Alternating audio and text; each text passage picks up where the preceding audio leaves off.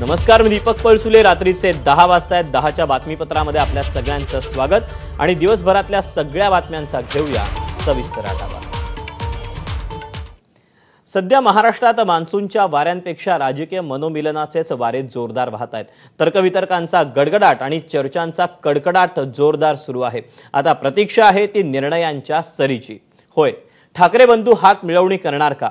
याप्रमाणेच दोन्ही राष्ट्रवादींचं पुन्हा मनोमिलन होणार का, याची चांदा ते बांधा चर्चा सुरू आहे.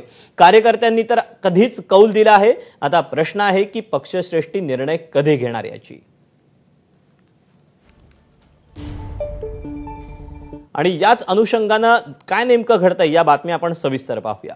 उद्धव ठाकरे आणि राज ठाकरे एकमेकांची हातमिळवणी करण्याचा निर्णय कधी घेणार याकडे महाराष्ट्राचं लक्ष लागलेलं असताना दोन्ही पक्षाच्या नेत्यांनी मात्र एकमेकांशी जोरदार शेकाहणी केलं.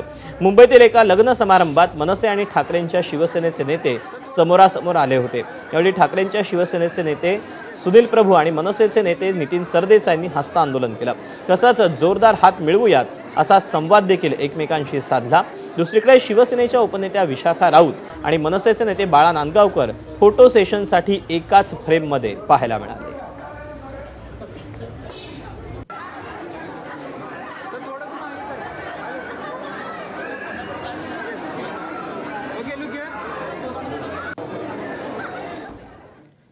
उद्धव ठाकरे आणि राज ठाकरे एकत्र येण्याबद्दलच्या चर्चा गेल्या महिनाभरापासून सुरू आहेत. मुलाखती, भाषणं आणि पत्रकार परिषदांमध्ये दोन्ही ठाकरे